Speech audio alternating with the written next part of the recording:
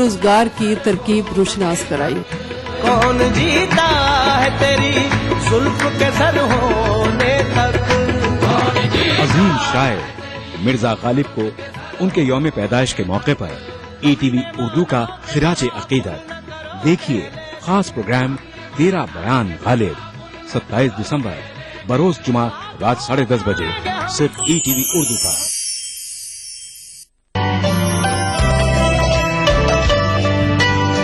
आप नाराज हों, रूठें कि खफा हो जाए। आप नाराज हो, रूठें कि खफा हो जाएं, बात इतनी भी न बिगड़े कि जुदा हो जाए। 6 महीने ही में यह हाल किया बीवी ने, साल भर बाद तो शायद कभी ख्वाबों में मिले। 6 महीने ही में यह हाल किया बीवी ने, साल भर बाद तो शायद कभी ख्वाबों में मिले। इस तरह रखती है वो हमको दबाकर घर में, जिस तरह सूखे हुए फूल किताबों में मिले। पुरसुकून लगती है कितनी झील के पानी पे बच, पैरों की बेताबियां पानी के अंदर देखिए। इस सनीचर महफिल मुशायरा में देखिए जश्न बहार के नाम से दिल्ली में मुनक्किदा एक शानदार आलमी मुशायरा रात 9:30 बजे सिर्फ ईटीवी उर्दू पर। इस प्रोग्राम को पेश कर रहे हैं जिंदा तिलिस्मात, तमाम मौसमी बीमारियों की एक असरदार दवा। ताउन कर रहे हैं मिला स्किन क्रीम एली फार्मास्यूटिकल्स द्वारा निर्मित। Shri ultra red oxide, Bharat का एकमात्र जंग रोधक सीमेंट। 23 कारगर जड़ी बूटियों का करिश्मा, दर्द है तो न्यूरामेंट है ना। कैंसर का इलाज मुमकिन है और हम कैंसर से बच भी सकते हैं। इस जुमे आदाब डॉक्टर में हमारी बातचीत होगी कैंसर जैसी खतरनाक बीमारी के ऊपर। डायल कीजिए 040-233-13820 और 233-13380। आदाब डॉक्टर इस जुमा शाम 5 बजे सिर्फ ईटीवी उर्दू पर।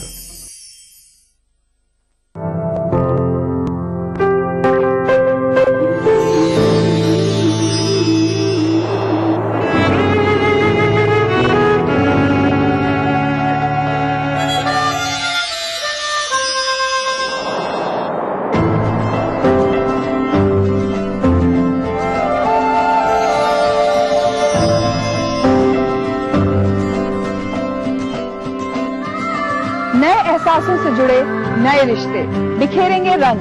जिंदगी लाइव सीजन 5 इतवार दोपहर 12 बजे और शनिचर दोपहर 12:30 बजे।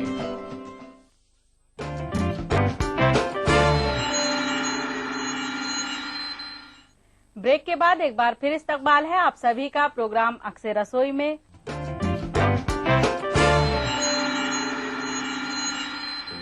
और नाजरीन, जैसे कि आप सभी को पता है कि आज है फ्राइडे और फ्राइडे हमारे लिए होता है कुछ स्पेशल, क्योंकि हमें मिलते हैं बहुत सारे खतूत, लेकिन हम चुनते हैं सिर्फ उसी खत को जिसकी रेसिपी होती है कुछ खास। तो वो खास रेसिपी भेजी है हमें दिल्ली से शबाना जी ने। तो आइए सबसे पहले इस्तकबाल करते हैं शबाना जी का। शबाना जी, आपका बहुत बहुत इस्तकबाल है कि आप हमारे स्टूडियो में आई। तो आपने जो रेसिपी भेजी है उसका नाम है झटपट अचार जी। तो आपको कैसा लगा कि आपकी रेसिपी हम यहाँ पर सिलेक्ट हुई? बहुत खुशी हुई कि इतनी सारी रेसिपीज में से आपने मेरी रेसिपीज चुनी। जाहिर सी बात है, तो खुशी वाली बात है ये तो अच्छा भी लगा बहुत। तो शबाना जी, जो रेसिपी आपने हमें भेजी है तो इस रेसिपी को मैं बनाऊंगी या आप बनाएंगी? आप बनाइए, इसे आप बनाइए। तो नाजरीन, जो रेसिपी शबाना जी ने हमें भेजी है उसका नाम है झटपट अचार। तो आइए सबसे पहले नजर डालते हैं उसमें इस्तेमाल होने वाले मसालों पर।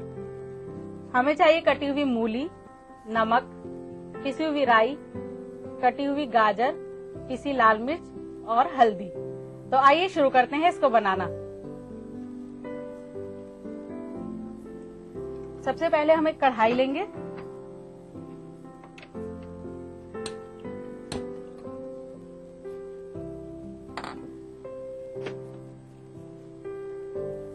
फिर सरसों का तेल,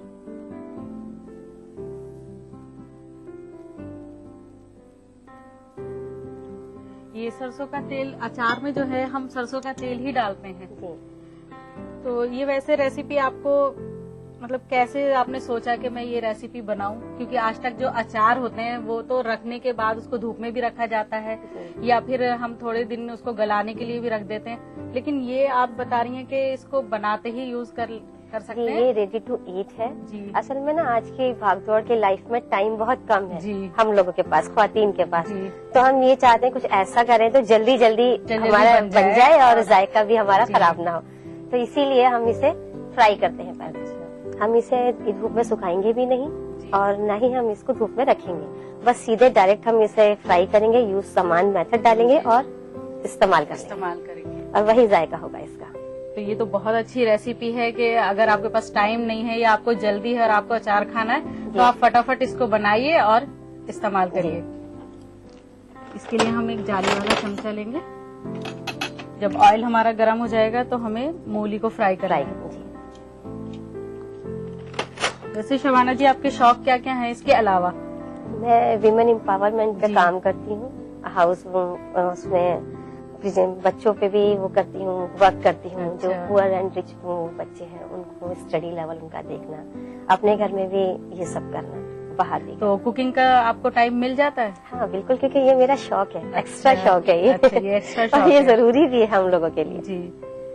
तो ऑयल हमारा गर्म हो चुका है, अब हम इसमें मूली फ्राई करेंगे।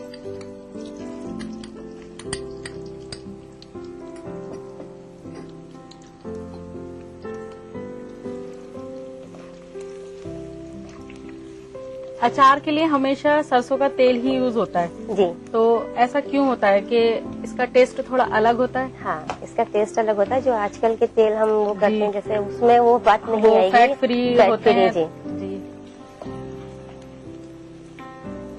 क्योंकि ये फ्राई होने में ही गल जाएगी। जी, ये फ्राई होने में ही गल जाएगी, ये भी और गाजर भी। तो इसलिए हम इसको आसानी के साथ जो है बनाते ही इस्तेमाल कर सकते हैं। और इसका टेस्ट भी बहुत अच्छा होता है, जब आप टेस्ट करेंगी तो बहुत अच्छे। हाँ, क्योंकि इसमें राई डल रही है तो राई तो मतलब खट्टापन लेती है। तो इसको हमें जो मूली हम फ्राई कर रहे हैं ये ब्राउन करनी है या सिर्फ? नहीं, थोड़ी सी ब्राउन करनी है। थोड़ी सी ब्राउन करनी है। ये तो वैसे बहुत अच्छी रेसिपी है, खासकर उनके लिए जो अचार खाना पसंद करती हैं। जी। ये वैसे भी सुबह नाश्ते में पराठे के साथ भी बहुत अच्छा लगता है। ये देखिए इस तरह से हो गई है। हाँ, अब हम इसे निकाल लेंगे। वैसे ये जैसे आपने लंबे पीसेस बताए हैं, अगर हम इनको गोल करें वो तो लंबे भी पीस हो सकते हैं, लेकिन लंबे पीस देखने में अच्छे लगते हैं। अच्छा।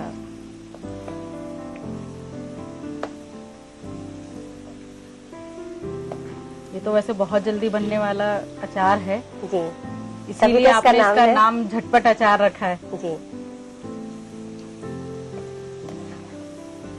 मेरे ख्याल में अब हमें निकाल लेने चाहिए ना? निकाल लेंगे।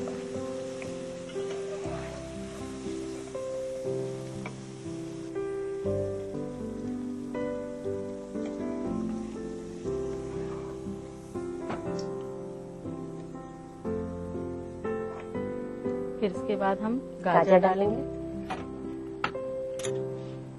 गाजर को भी इतना ही फ्राई करना है? जी, इतना ही फ्राई करना है।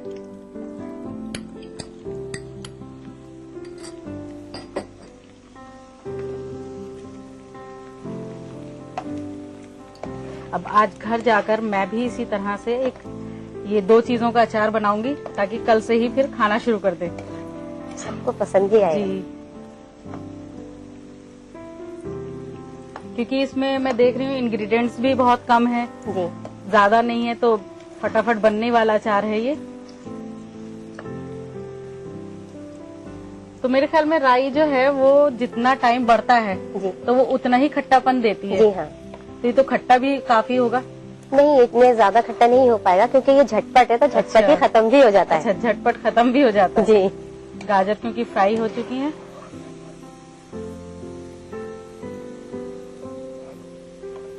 तो वाकई में झटपट बनने वाला अचार है, क्योंकि काफी कुछ तो ये काफी हद तक ये गल चुकी हैं, गाजर भी और मूली भी। तो खाने लायक तो ये है ही।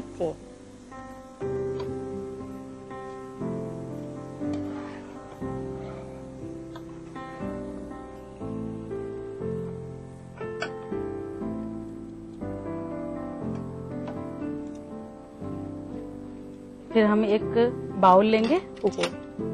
और उसमें फिर ये फ्राई की हुई मूली और गाजर डालेंगे।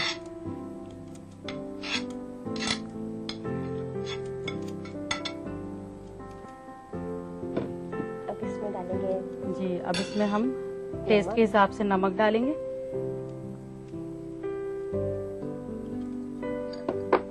मिर्च पाउडर,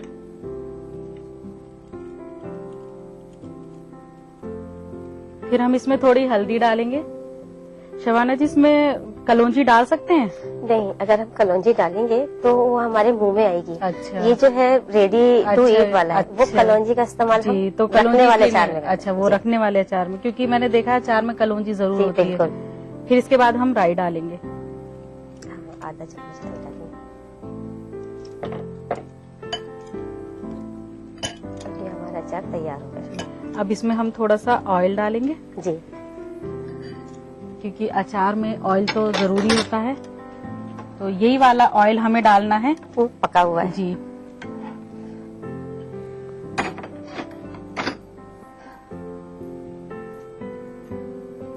ज्यादा ऑयल नहीं डालेंगे, बस 3 चम्मच, और थोड़ा सा इसमें पानी डालेंगे।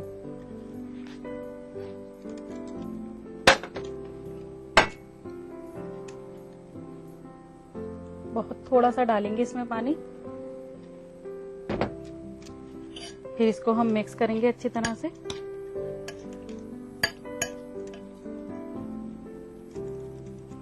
नाज़रीन, अब अचार हमारा बनकर तैयार है। अब हम इसको सर्व करेंगे। सर्व करने के लिए हमें एक सर्विंग बाउल चाहिए।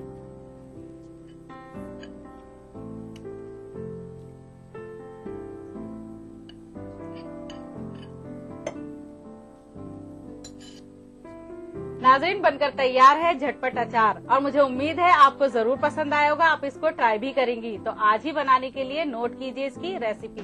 झटपट अचार बनाने के लिए चाहिए मूली, गाजर, लाल मिर्च पाउडर, हल्दी, राई, तेल और नमक। झटपट अचार बनाने का तरीका: सबसे पहले कढ़ाई में तेल गरम करें। इसके बाद मूली, गाजर को फ्राई करें। फिर एक बाउल में मूली, गाजर, लाल मिर्च पाउडर, हल्दी पाउडर, राई और तेल डालकर अच्छी तरह मिक्स करें। इसके बाद एक सर्विंग प्लेट में सर्व करें। तो नाजरीन, सबसे पहले शुक्रिया अदा करते हैं शबाना जी का, जिन्होंने हमें इतनी अच्छी रेसिपी भेजी।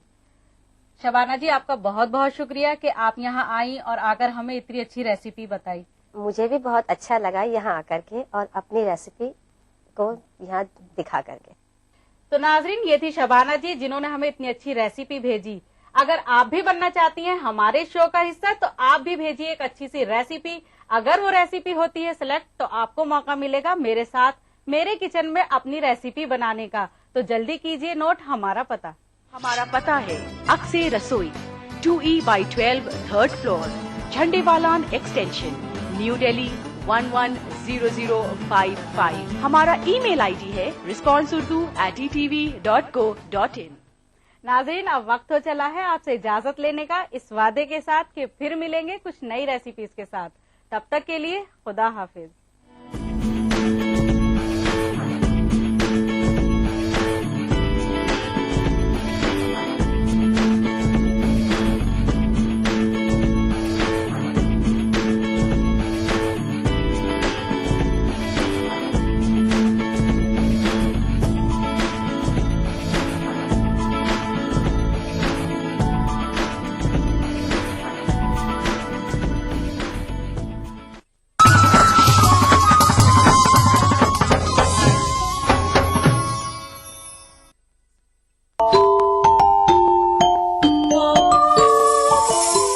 इस्लाम फॉर किड्स यानी इस्लाम बच्चों के लिए, इस प्रोग्राम में कुरान और हदीस के किस्से और वाक़यात, हज़रत मोहम्मद सल्लल्लाहु अलैहि वसल्लम और सहाबा की ज़िंदगी के हालात और इस्लामी तालीमात के अहम वाक़यात पेश किए जाएंगे। इसमें हमारे लिए सबक है, गाइडेंस है और रहनुमाई का सामान है। इसी के साथ साथ इस्लामी तालीमात की वो बातें भी हम आपके सामने रखेंगे जिसमें मॉरल वैल्यूज सिखाई गई हैं, ताकि हम अपने अंदर आला कैरेक्टर, आला अखलाक पैदा कर सकें और दुनिया और आखिरत में कामयाबी हासिल कर सकें। इस्लाम फॉर किड्स हर इतवार सुबह 9 बजे सिर्फ ETV उर्दू पर। यारब जमाना मुझको मिटाता है किस लिए, लोहे जहां पे हरफ मुकर्रर नहीं है। सब कहाँ कुछ लालो गुल में नुमाया हो गई, खाक में क्या सूरत होगी कि बिनहा हो। दिल भी तो है ना संगो खिश्त। गालिब उर्दू क्लासिकल रवायत के वो शायर हैं जिन्होंने अपनी गजलों में सबसे पहले हमें रोजगार की तरकीब रोशनास कराई। कौन जीता है तेरी जुल्फ के सर होने तक। अजीम शायर मिर्जा गालिब को उनके यौम पैदाइश के मौके पर ईटीवी उर्दू का खिराज अकीदत। देखिए खास प्रोग्राम तेरा बयान गालिब 27 दिसंबर बरोज जुमा रात 10:30 बजे सिर्फ ईटीवी उर्दू पर। उभरते कश्मीर के अनछुए पहलू, नई सोचो फिक्र, मुनफरिद तहजीब और रिवायात जिनसे फूट पड़ते हैं कश्मीरियत के रंग।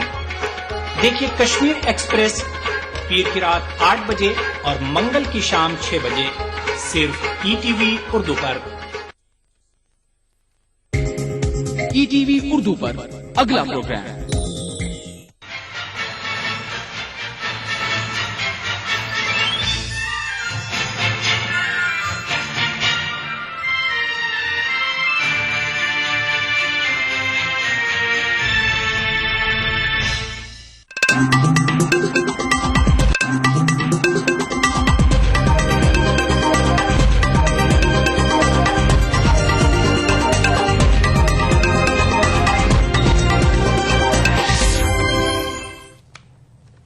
नाजनादाब 2 बजे के बुलेटिन के साथ मैं हूं हिना। हेडलाइंस।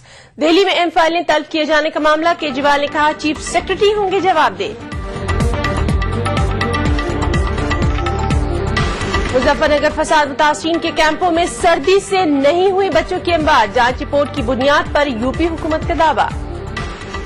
बच्चों की अमवात पर यूपी हुकूमत के रवैये की जहां जानिब मजम्मत, अखिलेश ने कहा मामले पर हो रही है सियासत। और राहुल गांधी कांग्रेसी वज़ीर आला से कर रहे हैं मुज़ाकरात, तैयार की जा रही है लोकसभा चुनाव के लिए हिकमत अमली। गिरफ्तारी के वक्त बिबियानी को हासिल थी डिप्लोमेटिक इम्यूनिटी, हिंदुस्तानी हुकूमत का दावा, अमेरिका ने कहा होगी जांच।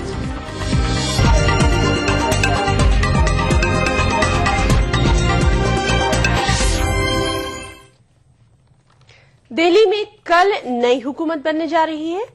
इससे कबल एक स्टिंग ऑपरेशन ने तहलका मचा दिया।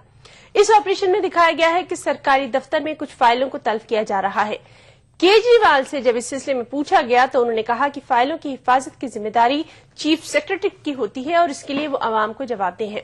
फाइलें तलब किए जाने के मामले में कांग्रेस लीडर और साबिक वजीर अरविंद सिंह लवली का नाम लिया जा रहा है, लेकिन उन्होंने इन इल्जामात को खारिज कर दिया है। प्रश्न उठते हैं। पहली चीज तो ये कि इससे ये साबित होता है कि बहुत गड़बड़ कर रखी है इन्होंने, है ना। मतलब मैं 2 चीजें सुन रहा हूँ। एक चीज तो ये सुन रहा हूँ कि फाइलें तबाह की जा रही हैं, फाड़ी जा रही हैं, और अभी तक तो मैं अफवाहें सुन रहा था। कह रहे थे जी कईयों के घरों में पेपर शेडिंग मशीन लगी हुई है, खूब फाइलें। तो मैंने सोचा ऐसे ही अफवाह होगी, जब भी ऐसे होता है तो अफवाहें फैल जाती है। लेकिन जब कल एक चैनल के ऊपर मैंने ये देखा तो फिर वो तो ऐसे क्यों करे हुए हैं इन्होंने, इसका मतलब ज्यादा ही धांधली कर रखी थी। दूसरी चीज ये कि कह रहे हैं कि कुछ ऑफिसर्स भी अपने तबादले करवा रहे हैं, तो उन्होंने भी इसका मतलब कुछ तो गड़बड़ कर रखी थी। तो एक ईमानदार सरकार आएगी तो इन सारों के, लेकिन मैं ये कहना चाहता हूं कि दिल्ली के चीफ सेक्रेटरी की जिम्मेदारी है ये इंश्योर करना कि फाइलें सुरक्षित रहें, और मैं दिल्ली के चीफ सेक्रेटरी से ये कहना चाहूंगा कि वो अपनी जिम्मेदारी को ठीक से निभाएं, क्योंकि पूरी सरकार की इस वक्त जिम्मेदारी उन्हीं के कंधों पे है। अगर दिल्ली सेक्रेटेरिएट से फाइलें इस तरह से फट रही हैं तो उनको तो जवाब देना पड़ेगा। नाज़रीन, इस पूरे मामले पे बातचीत के लिए हमारे साथ दिल्ली से मौजूद हैं हमारे नुमाइंदे पुष्कल जी। पुष्कल, एक और स्टिंग ऑपरेशन सामने आया है, वो भी ठीक उस वक्त से पहले जब कल केजरीवाल हलफ लेने जा रहे हैं। क्या अपडेट है आपके पास? हाँ बिल्कुल हिना, मैं बता दूं कि जिस तरह से एक स्टिंग जरूर सामने आया है और उन अधिकारियों के खिलाफ, कर्मचारियों के खिलाफ सचिवालय में, जहां से ये खबर आ रही थी कि कई फाइलों को फाड़ा जा रहा है और हटाया जा रहा है, क्योंकि जिस तरह से सचिवालय, दिल्ली सचिवालय में डर और खौफ का माहौल है अधिकारियों कर्मचारियों में। एक तरह से साफ तौर पे स्क्रीन में यह दिखाया गया है कि कई फाइलों को हटाया जा रहा है, बोलते दिखाया जा रहा है कर्मचारियों और अधिकारी। तो कहीं न कहीं अधिकारियों और जो कर्मचारी उसमें खौफ जरूर है कई फाइलों को। लेकिन जिस तरह से केजरीवाल के मुख्यमंत्री बनने से पहले, भावी मुख्यमंत्री बनने से पहले जिस तरह से उनकी आंखें तिरछी जरूर हुई है, टेढ़ी जरूर हुई है, उन्होंने साफ तौर पर कहा है कि अगर कोई फाइलें फाड़ी गई हो या हटाई गई, उसके लिए दिल्ली के मुख्य सचिव डीएम तपोलिया जरूर जिम्मेदार है। उन पर उन्होंने पूरा ठीकरा छोड़ने की बात कही है। और इस तरह से उनकी जो उन्होंने आज जिस तरह से राजेंद्र कुमार है जो उनके सचिव बने, और उनको उन्होंने आज बुलाया था, उन्होंने इस पूरे बारे में चर्चा भी की है कि किस तरह की फाइलें को हटाया गया है। जांच का विषय जरूर है। अब केजरीवाल का सबसे बड़ा जो मोटिव है ये पता लगाना होगा सचिवालय पहुंचने के बाद कि किन किन विभागों की फाइलें, जिस तरह से अरविंदर सिंह लवली जो शिक्षा मंत्री और यूडी मिनिस्टर रह चुके हैं, उनकी फाइलों का जहां तक जिक्र है तो उन्होंने लवली में साफ तौर पर कहा कि उन्हें कुछ नहीं मालूम, क्योंकि चुनाव से पहले वो पूरा जो विभाग था वो छोड़ चुके हैं और उन्हें कुछ नहीं मालूम। तो कहीं न कहीं एक तरह से डर और खौफ का माहौल जरूर दिल्ली सचिवालय में अधिकारियों और कर्मचारियों के बीच देखने को मिल रहा है। लेकिन ये पूरी जांच का विषय है। केजरीवाल आगे मुख्यमंत्री का पोस्ट ग्रहण करने के बाद सबसे पहला काम जरूर ये करेंगे कि सचिवालय में जिन जिन विभागों की फाइलें फाड़ी गई हैं, हटाई गई हैं, उसकी जांच की जाए। तो कहीं न कहीं उन्होंने चीफ सेक्रेटरी को जरूर जिम्मेवार माना है कि अगर चीफ सेक्रेटरी अगर कोई भी फाइल अगर फाड़ी या निकाली गई है तो उसके लिए जिम्मेवार मुख्य सचिव होंगे दिल्ली के। जी पुष्कर, तो यानी आम आदमी से खास आदमी जो है वो थोड़ा बहुत डर गया है। तो केजरीवाल का क्या कुछ कहना है इस मामले पर? देखिए, केजरीवाल ने आज तड़के सुबह जरूर इस पूरे बाबत बयान जरूर दिया है कि अगर कोई भी फाइलें हटाई गई या फाड़ी गई हो, उसके लिए मुख्य सचिव डीएम तपोलिया जो अभी फिलहाल दिल्ली सरकार में मुख्य सचिव है, और जिस तरह से लोगों का पलायन हो रहा है दिल्ली सचिवालय से, कई अधिकारी ने दिल्ली सरकार में काम करना उचित नहीं समझ रहे हैं। जिस तरह से केजरीवाल एक नायक के रूप में उभर के सामने आए हैं और जिस तरह से उन्होंने ये कहा कि वो जिस तरह से पूरा जीरो टॉलरेंस करप्शन को लेकर उनका जो जिस तरह से मोटिव है आम आदमी पार्टी का कि वो भ्रष्टाचार को पूरी तरह जड़ से हटा देंगे दिल्ली से, तो कहीं न कहीं ये साफ तौर पर नजर आने लगा है। जिस तरह से उन्होंने सीधे कड़े शब्दों में इसकी निंदा की है कि अगर कोई भी फाइल या कोई भी पन्ना उस फाइल से हटा तो इसके लिए जिम्मेवार सीएस होंगे, चीफ सेक्रेटरी होंगे, और कहीं न कहीं उन पर कार्रवाई हो सकती है आगे। अगर जिस तरह की अगर स्ट्रिंग की बात की जाए तो स्ट्रिंग में साफ तौर पे ये कहा जा रहा है कि कई फाइलें हटाई गई हैं, फाड़ी गई हैं, तो इसके लिए जरूर जिम्मेवार होंगे सीएस, और केजरीवाल मुख्यमंत्री बनने के बाद सबसे पहले कार्रवाई वही हो सकती है। हो सकता है कि चीफ सेक्रेटरी को हटाया जाए। जी पुष्कर, इस तमाम जानकारी के लिए आपका बहुत बहुत शुक्रिया। तो नाज़रीन, ये थे हमारे दिल्ली नुमाइंदे पुष्कर जो कि बता रहे थे कि एक स्टिंग ऑपरेशन ने ठीक एक दिन पहले दिल्ली की सियासत को फिर से गरमा दिया है। दिल्ली में कल नई हुकूमत बनने जा रही है, उससे पहले ही एक ऐसा स्टिंग ऑपरेशन सामने आया है जिसने साफ बताया है कि कहीं ना कहीं कुछ गड़बड़ थी।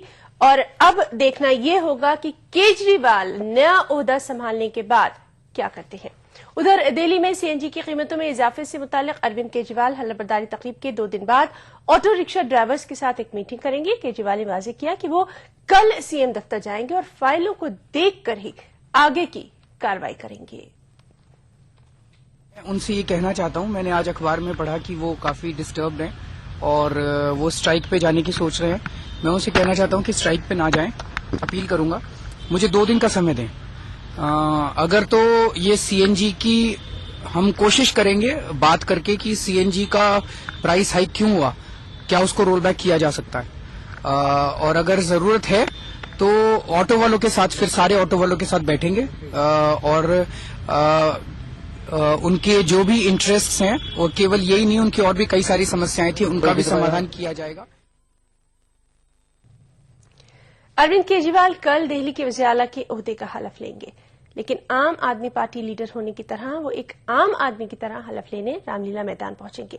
जी हां, केजरीवाल और उनके साथी शनिचर को सादगी का मुजाहरा करते हुए हलफबरदारी के लिए जाने के लिए मेट्रो ट्रेन का सहारा लेंगे। केजरीवाल ने कौशाम्बी में आज भी जनता दरबार लगाया और आज भी आवाम की मुश्किलें और उनके मसाइल सुने। इस मौके पर एक नौजवान ने अपनी कलाई भी काट ली। देखते हैं, लेकिन मेट्रो से जाएंगे जी शपथ लेने के लिए। सारे मंत्री हम मेट्रो से जाएंगे शपथ लेने। इन्विटेशन दें जी। लेकिन हमारी तरफ से उन्होंने पूछा भाई हमारी तरफ से कौन वीआईपी है, तो मैंने कहा जी हमारी तरफ से तो कोई वीआईपी नहीं, सब आम आदमी है। मेरे पेरेंट्स, मेरी वाइफ, मेरे बच्चे, हमारे जितने विधायक हैं वो सारे के सारे जनता में बैठेंगे। हमारे में से कोई वीआईपी नहीं है, सब लोग हमारे जनता में बैठेंगे। अभी अन्ना जी से कोई स्पेशल मीटिंग है आज? आप मंदिर जाएंगे, क्या करेंगे? मैं बता देता हूँ जी, अभी मैंने सोचा। तो यानी अब आम आदमी ही वीआईपी होगा। अब रुख करेंगे यूपी का, जहां की हुकूमत का दावा है कि मुजफ्फरनगर फसादात के मुतासरीन के रिलीफ कैंपों में सर्दी से अमवात नहीं हुई। रियासत के दाखिला सेक्रेटरी अनिल कुमार गुप्ता ने रिलीफ कैंपों के हालात का जायजा लेने के लिए कायम की गई कमेटी की रिपोर्ट की बुनियाद पर यह दावा किया। उनका यह भी कहना है कि राहत कैंपों में उन इलाकों के अफराद भी रह रहे हैं जहां फसाद नहीं हुआ था। बच्चों के दुखद निधन की सूचना प्राप्त हुई थी, तो उसमें हम लोगों ने ये आदेश दिया था कमिश्नर मेरठ को, उनकी जो कमेटी थी, कि हर डेथ के बारे में वो फैक्चुअल रिपोर्ट जहां तक संभव हो वो प्राप्त करें कि कॉज ऑफ डेथ क्या है, डेट ऑफ डेथ क्या है और प्लेस ऑफ डेथ क्या है। किसी का कॉज ऑफ डेथ जो लिखा था वो ठंड की वजह नहीं रही, अक्टूबर नवंबर में भी डेथ्स हुई, ये मैंने बताया। इनके डिफरेंट रीजंस हैं, डिफरेंट रीजंस में प्री मैच्योर बेबी हुआ, सड़क पे बेबी बर्थ हुआ। मुजफ्फरनगर फसाद मुतासरीन के कैंपों में बच्चों की अमवात के ताल्लुक से यूपी हुकूमत के रवैये की आपने सख्त मजम्मत की है। पार्टी लीडर कुमार विश्वास ने सैफई महोत्सव के हवाले से कहा है कि जिस रियासत में फसाद में हजारों लोग बेघर हो गए हों, वहां का वज़ीर-ए-आला जश्न कैसे मना सकता है। सैफई में महोत्सव चल रहा है, विदेशी नर्तकियां वहां नाच रही हैं, हिंदी के और उर्दू के बहुत सारे कवि वहां प्रशस्ति वाचन के लिए गए हुए हैं, सिने स्टार्स गए हुए हैं। तो ये कैसे संभव है कि एक मुखिया जिसके परिवार में 34 लोग ठंड से मर रहे हों, शिविर में मर रहे हों, आजादी के 67 साल बाद अगर 50,000 लोग बेघर हो गए एक दंगे के बाद, तो उसके बाद वो घर में उत्सव कैसे मना सकता है? कुछ भी वो उत्सव कैसे मना सकता है? मुझे याद है दामिनी के कांड के बाद भी पूरा देश यहां दामिनी के लिए सड़क पर लड़ रहा था, हम लोग लाठियां खा रहे थे, मैं और मनीष भाई और तमाम साथी थे। दिल्ली पुलिस ने हमको 2-3 दिन लगातार मारा और सैफई में उत्सव चल रहा था। तो सत्ता का शायद जो अहंकार है, सत्ता मिलने के बाद जो भूल जाना है, वो शायद इसके पीछे बोल रहा है। चाहे वो गृह सचिव जी का बयान हो, चाहे सुप्रीमो बसपा सपा के सुप्रीमो मुलायम सिंह जी का बयान हो। उधर यूपी के दाखिला सेक्रेटरी के बयान की चारों तरफ से सख्त मजम्मत की जा रही है। इतनी गलत बयान है और इतनी गैर संवेदनशील है और घाव पर आप नमक डाल रहे हैं, क्योंकि सभी जानते हैं जब कुपोषण की शिकार कोई है या कमजोर है, उनकी शरीर कमजोर है, और मुजफ्फरनगर कैंप्स में सब जानते हैं किस हालात में वो आज वो रह रहे हैं, तो नेचुरली वो मृत्यु उसी मतलब जो बहुत विशेष ठंड है उसको बर्दाश्त नहीं कर सकते हैं। लेकिन ये कहना कि ये कोविड के कारण नहीं है, तो इसका मतलब आप ये कहिए कि आप उनको राशन नहीं दे रहे इसके कारण है, तो ये बहुत गैर संवेदनशील बयान है और आउटलैंडिश है। हमके देखिए, बहुत ही संवेदनहीन गैर जिम्मेवार वक्तव्य है। एक दिन मुलायम सिंह कहते हैं कि कोई नहीं है कैंप में, भाजपाई और कांग्रेसी बचे हैं। आज उनके मेरठ डिवीजन के कमिश्नर की रिपोर्ट है कि कई बच्चे ठंड से मरे हैं, और दूसरे उनके सचिव स्तर के पदाधिकारी बोलते हैं कि ठंड से लोग साइबेरिया में क्यों नहीं मरते हैं। मैं इसकी भर्त्सना करता हूं। ये गैर जिम्मेवार सरकार है, सिर्फ वोट लेती है। अब उत्तर प्रदेश के मुख्य सचिव का इतना गैर जिम्मेदाराना बयान कि ये कहना कि मुजफ्फरनगर के जो पीड़ित हैं उन शिविरों में कोई मौत नहीं हुई, जबकि सरकार ने एक समिति बनाई थी जिसने खुद रिपोर्ट दी है कि 34 बच्चों की मौत हुई है, जिसमें 12 कैंप में मरे हैं और अस्पतालों में मरे हैं। सरकार ने खुद स्वीकार किया है कि 4 बच्चे ठंड से और निमोनिया से मरे हैं, और इसके बाद उन्हीं सरकार के मुख्य सचिव